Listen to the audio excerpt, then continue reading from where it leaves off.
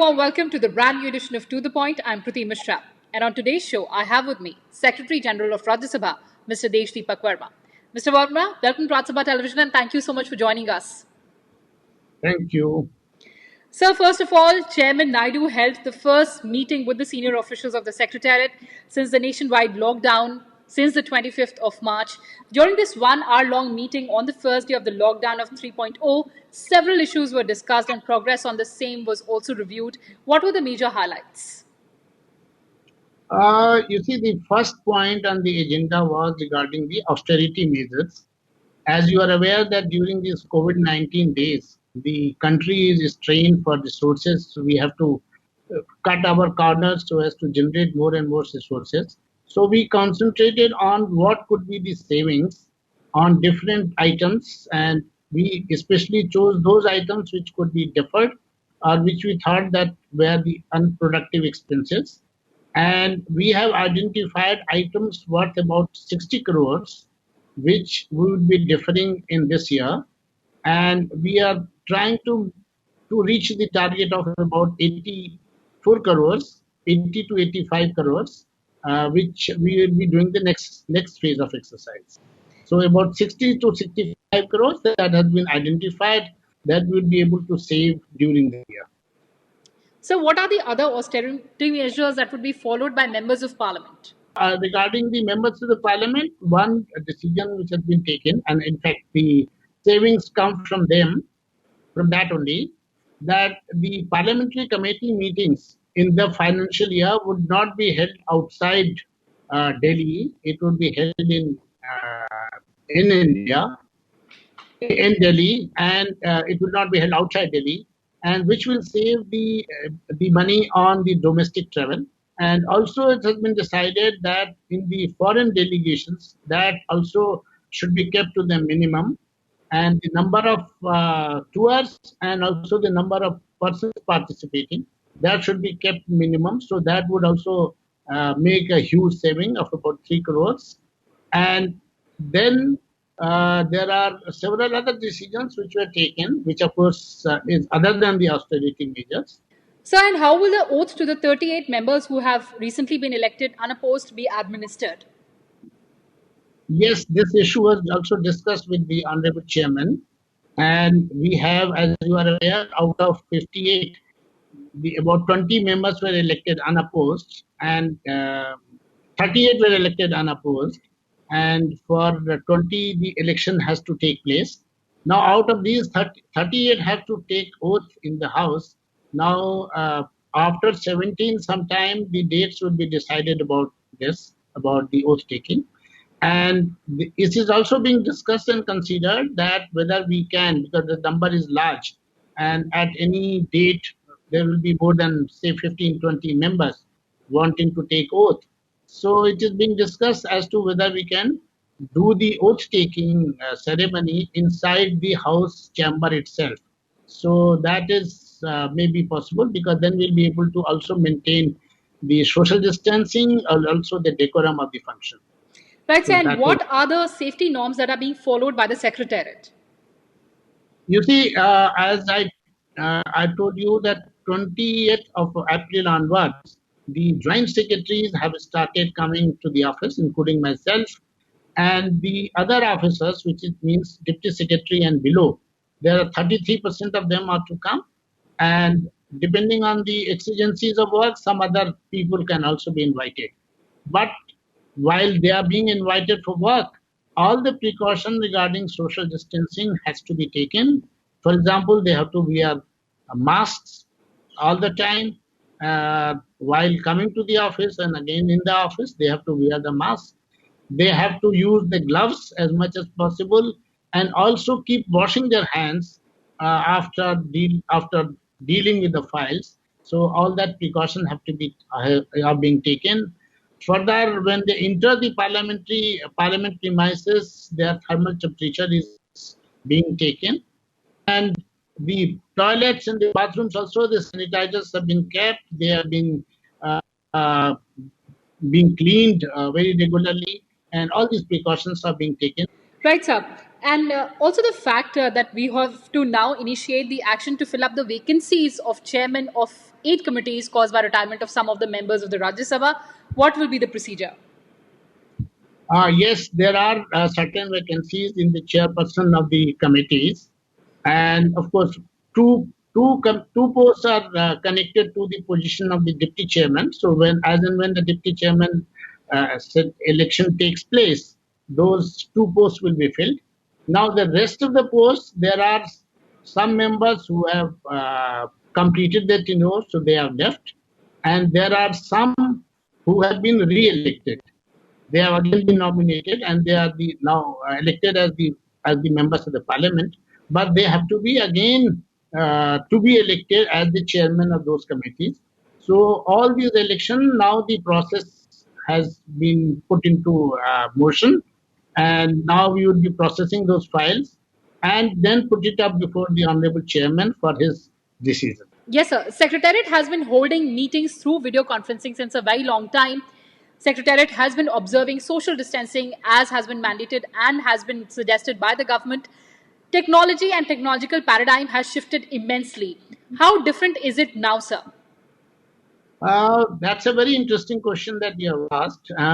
In my opinion, it's not only the functioning of the secretariat, but in our whole lifestyle, there is going to be a paradigm shift in how we deal with people, how we interact, how do we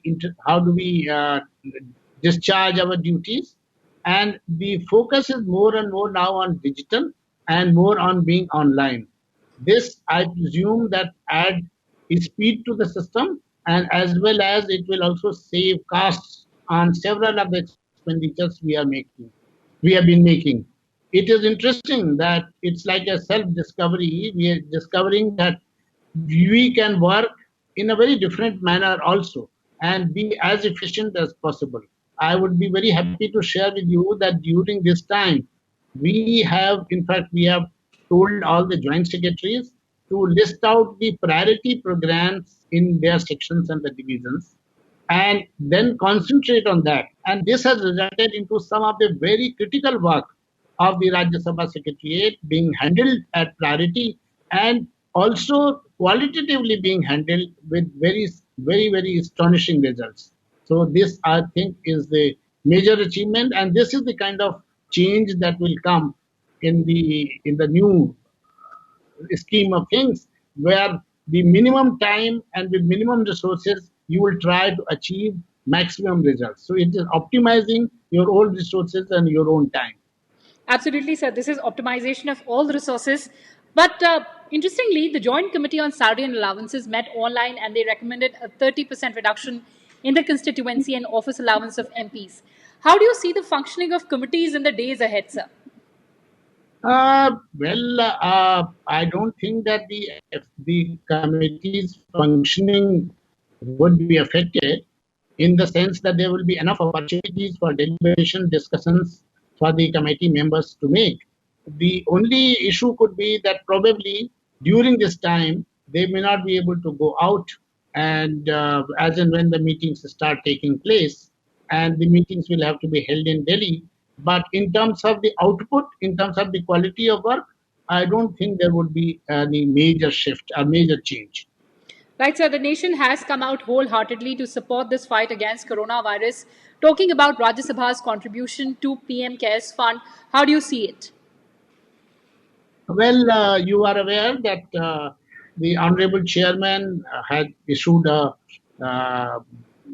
he called upon all the members of the Parliament, and he contributed himself 1 month's salary to the PM Care Fund. So have many other MPs, and even the Rajya Sabha employees, all of them have contributed 1 day or 2 days salary to the PM Care Fund. So this is our contribution to this ongoing battle against the coronavirus, and I hope that with cooperation of all the countrymen, all the people, all the honorable members of the parliament, and also in some way the secretariat implies, we will win the battle. So it's a new normal that we are adhering to, a new life that we are living now. What are the challenges that you see in the working of the Secretariat day to day? Well, in the day-to-day functioning, it is a new work culture that one has to get used to it. And one is, for example, now the files are moving electronically. So there's a e-files which are coming to. We had a system already working, but obviously we are not so used to it. Many a times we used to call for the physical file and try to go through the old correspondence, papers, etc. Now one has got used to the digital system, to the files, e-files, and we are able to take decisions. Even the quality of the decisions is sometimes very, very high. Absolutely, sir. And what are the changes you foresee in the manner of conducting legislative work ahead? Well, on the legislative work ahead so far, uh, as because the session was over on 23rd of March, and the next session is to be convened within 6 months. That's the rule, that it should be convened within 6 months. So there will be an occasion now for the monsoon session to be convened, and I hope Honorable Chairman will, in his wisdom and in his discretion, uh, discussing with the government also, will decide as to when and how the session is to be called and how the activities and the deliberations in the House are to be conducted. Right, sir. And before we end this conversation, sir, I'd just like to understand what is your view on the post corona world? Post corona world, that's a very, very interesting question. You see, the man is a social animal.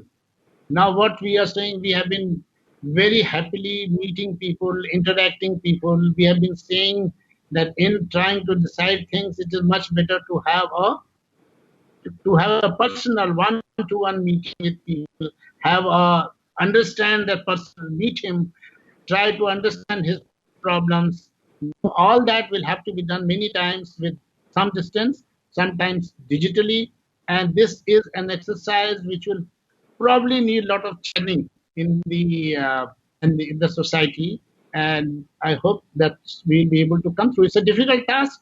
It's a new area, uncharted area where we have to now go into, but hopefully we will be able to handle this, and the world will after some time will be the same as it was earlier.